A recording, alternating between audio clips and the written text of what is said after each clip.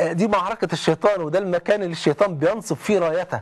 فكان يروح هناك ويذكرهم بالله ويحضهم على اللقمة الحلال، ويا جماعة وخدوا بالكم، ويذكرهم بالآخرة والوقوف بين يدي الله سبحانه وتعالى، ويذكرهم ان اللقمة الحرام ديت يعني كل جسد نبت من سحت فالنار أولى به. فكان يذكرهم بالله ويذكرهم انهم لازم ياكلوا لقمة حلال، ويكون عندهم آداب الطريق، الأمر بالمعروف والنهي عن المنكر وغض البصر، وان هم يتعاملوا مع الناس بالأمانة وبالصدق إلى غير ذلك.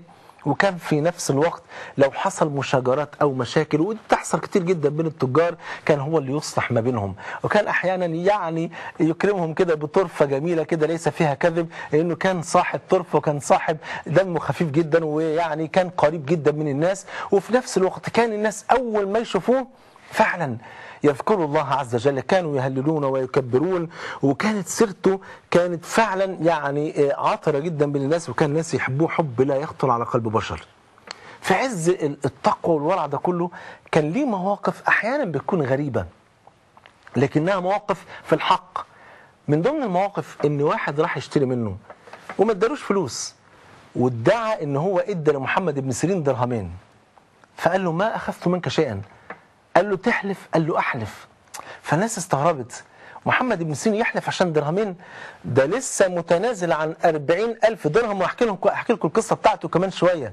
لسه متنازل عن 40,000 درهم تسببت في مشاكل كبيرة بالنسبة له، جاي يحلف على درهمين، فحلف بالله إنه ما خدش منه الدرهمين وهو صادق.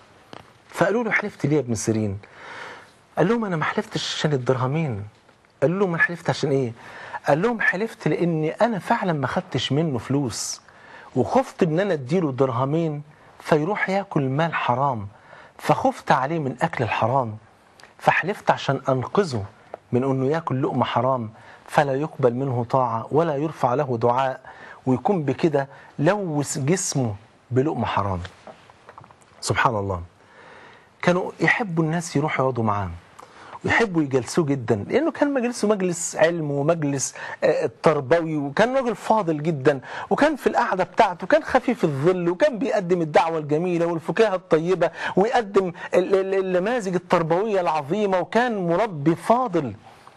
وكان يشترط على أي حد يقعد في المجلس بتاعه لا غيبة ولا نميمة ولا كذب ولا قذف محصنات، أي حاجة من آفات اللسان ما تكونش موجودة في مجلسي. لدرجة ان واحد في يوم من الايام وهو قاعد في المجلس بتاعه ذكر الحجاج بن يوسف يعني بالسوء، وانتوا عارفين الحجاج بن يوسف كان من اظلم خلق الله، كان ظالم جدا وكان رجل غشوم. ورغم ذلك اول ما سمع الرجل ده بيتكلم في حق الحجاج فقال له صح يا ابن اخي اسكت، فان الحجاج قد مضى الى ربه، وانك حينما تقدم على الله ستجد أن أحقر ذنب ارتكبته في هذه الدنيا أشد على نفسك من أعظم ذنب ارتكبه الحجاج، ولكل منكما شأن يغنيه. واعلم يا ابن أخي أن الله سيقتص من الحجاج لمن ظلمهم كما سيقتص للحجاج ممن ظلموه، فلا تشغلن نفسك بأحد بعد يومك هذا. وكان لما حد يجي يقول له أنا مسافر يا ابن سيرين للتجارة، كان يقول له أول حاجة اتق الله ولا تأكل إلا حلالا، واطلب ما قدر الله لك من طريق حلال، واعلم أنك إن تطلبه من غير حله لم تصب إلا ما قدر لك. يعني اوعى تفتكر إن أنت لما هتتحايل على الشرع وتاكل مال حلال تاكل مال حرام إن أنت بكده بتزود رزقك، أبدا. أنت لن تأخذ إلا ما قدره الله لك، فلا تطلبه إلا من حلال. تعالوا نكمل سيرة محمد ابن سيرين، ولكن بعد الفاصل صلى على حبيبه. هم كالملائك في السماء مطهرين روائع التابعين.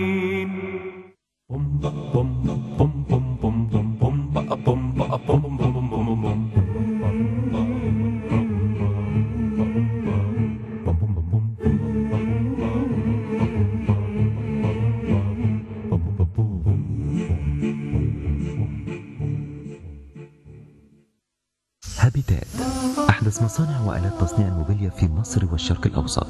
هابيتات فخر الأساس المنزلي. هابيتات لوحة فنية مدهشة مكتوب عليها هابيتات. هابيتات طاقة إبداع متميزة ترسم وتحفر أجمل وأحدث التعشيقات والتفاصيل الفنية على أجود أنواع الأخشاب. هابيتات عالم الإبداع. هابيتات بيت الذوق الرفيع.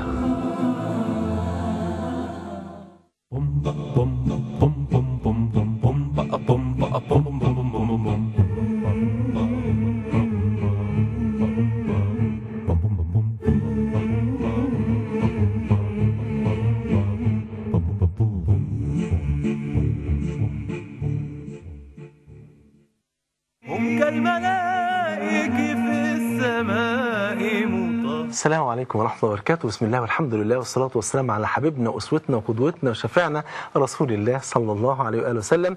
أهلا بكم بعد الفاصل. نرجع لسيرة محمد ابن سيرين رحمه الله رحمة واسعة. كان ليه مواقف عظيمة جدا مع ولاة بني أمية، وكانوا بيحبوه ويقدروه جدا جدا. كان من ضمن المواقف دي موقف عجيب جدا مع ابن هبيرة، ويمكن حضراتكم فاكرين ابن هبيرة.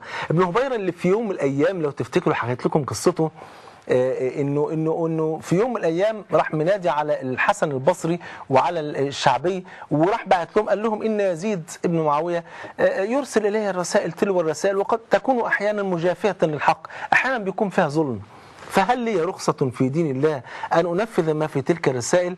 فالشعبي قال له كلاما فيه ملاطفة ومسارة، حب يجامله يعني.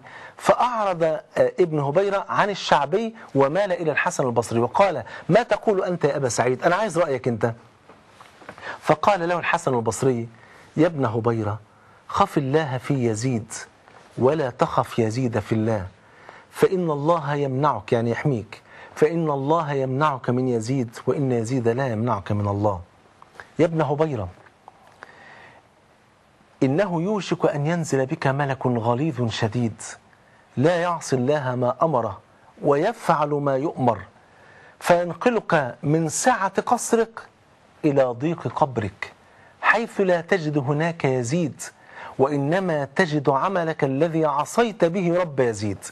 يا ابن هبيرة، إنك إن تك مع الله وفي طاعته فإن الله يكفيك بائقة يزيد، وإن تك مع يزيد وفي معصية الله فإن الله يكلك إلى يزيد. فبكى ابن هبيرة بكاء شديدا مريرا حتى بلل الحصى بدموعه، ومال عن الشعبي إلى الحسن البصري وبالغ في إعظامه وإكرامه. فلما خرج من عند ابن هبيرة ودخل المسجد، اجتمع الناس عليهما وقال: ما صنعتم مع ابن هبيرة؟ فقال الشعبي: أيها الناس، من استطاع منكم أن يؤثر الله عز وجل في كل مقام فليفعل. فوالله ما قال الحسن البصري كلمة لا أعرفها، ولكني أردت وجه ابن هبيرة وأراد الحسن وجه الله، فأقساني الله عز وجل عنه وقرب إليه الحسن وحببه إليه فبالغ في إعظامه وإكرامه.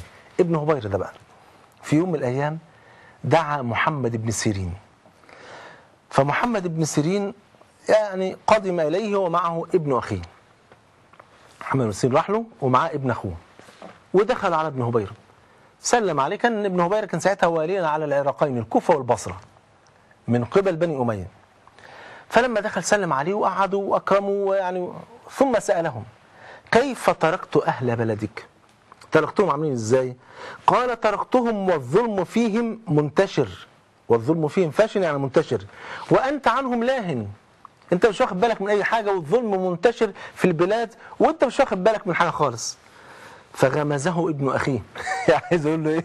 خف لنحور الشمس يعني. فقال له: اسكت، فإني أنا الذي أتكلم وأنا الذي أسأل ولم تسأل أنت، ولا بد أن أقول كلمة الحق، فإنه من يكتمها فإنه آثم قلبه. وقعد يتكلم بكل جرأة وحرارة عشان يدافع عن حقوق المسلمين. فابتسم ابن هبيرة وأكرمه غاية الإكرام، ثم انفض المجلس خلاص، وراح وصله لحد الباب، وراح بعت له واحد من اللي عنده ب3000 دينار هدية، فرفض أن يقبلها. محمد بن سيرين رفض أنه يقبلها تماما. فابن أخوه بيقول له: لماذا لم تقبل؟ 3000 دينار كان يعني هينغنغوك يعني بالبلد كده. فقال له: إنما أعطاني هذا يا ابن أخي لخير ظنه بي، هو ظن بي خير، فعشان كده اداني 3000، فإن كنت